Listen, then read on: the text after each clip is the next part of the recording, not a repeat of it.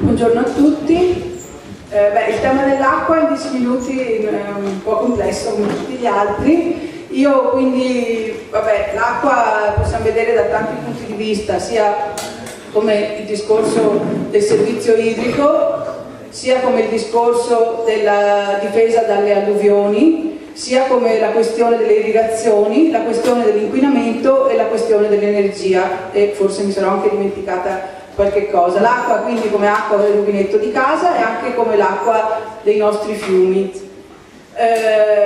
Diciamo che su tutto questo la cosa importante è la questione di come consideriamo l'acqua e anche i fiumi, cioè come un patrimonio collettivo, comune, che andrebbe gestito in una maniera condivisa. Il tema poi naturalmente si ricollega anche con tutte le altre questioni che hanno detto gli altri. Io per l'esperienza che abbiamo fatto noi mi voglio soffermare un attimo di più sulla questione dello sfruttamento energetico dell'acqua, perché diciamo che fra le cose che vorrei condividere c'è proprio anche un appello che è stato fatto recentemente a livello nazionale, condiviso da tutte le maggiori associazioni, anche da tantissimi centinaia di comitati, perché una delle emergenze che abbiamo qua in Veneto, in particolare nella parte alta della provincia, è la questione di un'eccessiva richiesta di impianti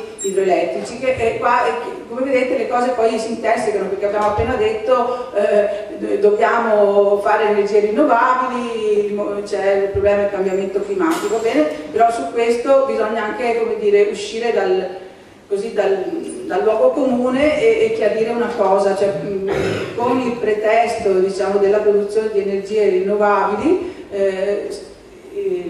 l'Italia è andata a finanziare e a incentivare la costruzione di questi impianti che si chiamano impianti mini idroelettrici, che alla fine, facendone migliaia e migliaia sui fiumi, sui piccoli torrenti montani, non andrebbero mai a fare una quantità di energia significativa, però sono un affare finanziario molto interessante, proprio perché sono incentivati. Quindi abbiamo una parte a distruzione del territorio, di quel po' di territorio ancora rimasto incontaminato, facendo tutti questi impianti che cosa sono? Prendi l'acqua in un punto, la metti in un tubo e la rilasci molto più in basso, e il fiume nella parte in mezzo rimane abbastanza svuotato. Chiaramente questo è, centinaia e centinaia, migliaia di questi impianti sono una specie di grande opera fatta da tante piccole opere che noi andiamo a contestare, perché noi vorremmo che questi fiumi, quel po' di fiumi che ancora sono rimasti in buone condizioni, non venissero ulteriormente rovinati. È un discorso un po' complicato, perché va anche appunto contro quella che è, come dicevo prima, quest'idea dell'energia rinnovabile, però abbiamo altri esempi di come una cattiva gestione di queste idee anche buone poi alla fine si ritorca contro. Quindi questo per quanto riguarda quindi noi cosa diciamo? Diciamo che i fiumi vanno mantenuti, vanno riqualificati. Chiediamo che questo impianto, tutte queste nuove domande vengano fermate in una specie di moratoria delle concessioni nella regione Veneto, ma anche in tutte le altre regioni italiane, perché come anticipavo prima questo problema non è soltanto nostro. Quindi stop a questi incentivi e no all'ulteriore sfruttamento dei fiumi, perché la gestione del fiume deve essere fatta in una maniera anche discussa prima.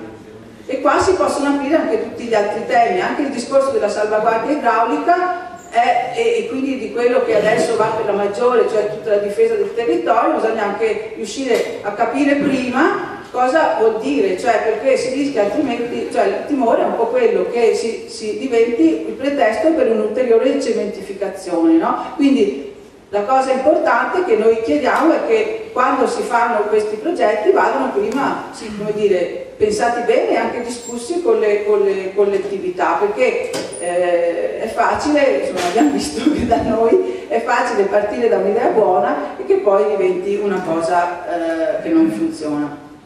Anzi, quindi sia la pianificazione condivisa, sia il risparmio dell'acqua in agricoltura, la questione dell'inquinamento, che qua io francamente le soluzioni non le ho, però è un problema che abbiamo molto grave in tutto il Veneto, insomma, e quindi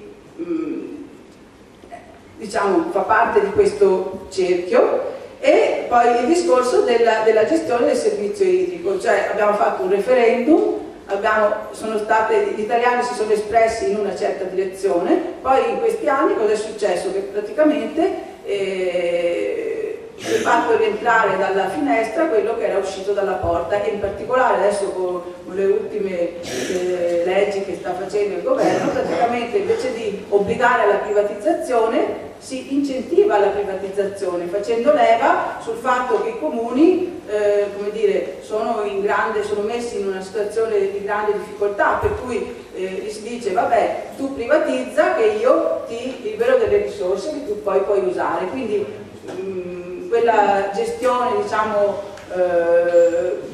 dell'acqua, come era stata la ripubblicizzazione del servizio partecipata, viene praticamente viene a cadere dal fatto che si fanno queste operazioni di privatizzazione. Io penso che poi i temi vadano sviscerati in maniera più avanti nella giornata. Ho buttato qua insomma le questioni che secondo me dell'acqua sono importanti. Grazie. Grazie.